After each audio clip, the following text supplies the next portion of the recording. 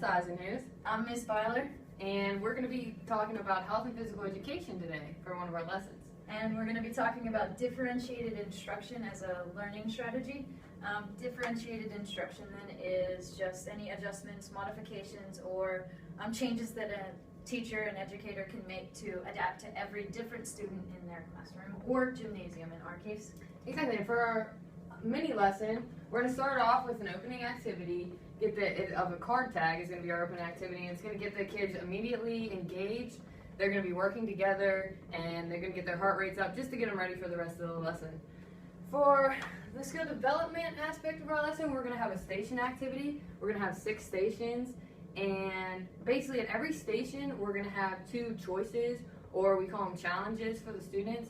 And what they have to do is, that allows them the choice of what they want to do, either task at each station. And for example, we also have modifications at each station. So for example, if one of the stations you have to do 10 push-ups for one of the tasks, then you could either do a full push-up, or if you need a little help with it, you can go on your knees and continue with just using your upper body.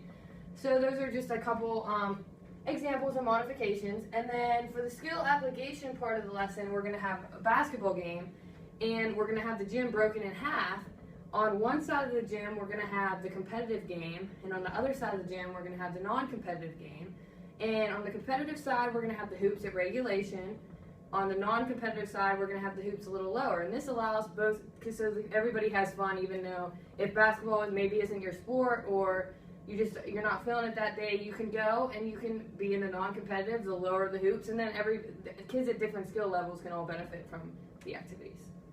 And then differentiated instruction is just a way to reach every individual learner. So we talked about throughout the lesson the different modifications that we made. So one modification then is giving students the ability to work with other students of their same skill level. So for the skill development aspect, this is a part of the lesson where we would teach students the skills, or get their body rate, their heart rates up to get them ready for the big game, the largest part of the lesson.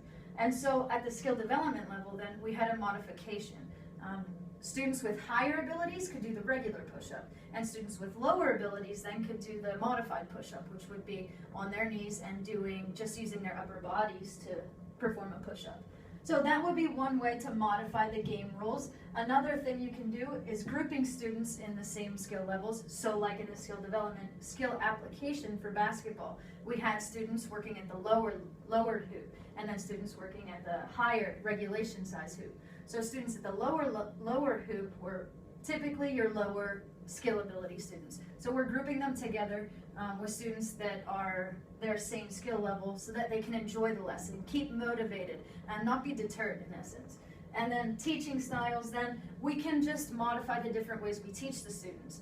So with every individual student, they learn a different way. No student is the exact same.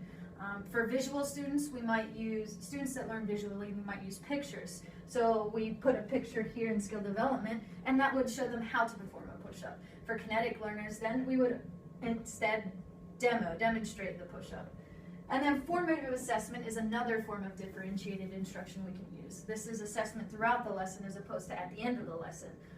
At each individual part of the lesson, then at the end of it, we would ask our students a series of different questions to gauge what they're learning, also gauge what we're teaching, see how they're learning, what they're learning, if we need to stop, go back, if we can continue, the pace that we should continue teaching at. All students, obviously, they all learn different ways, and they all have different abilities, and they learn a different amount of time. So having differentiated instruction, basically, it like she said, it motivates the students. It allows them to be successful and learn the best way they can.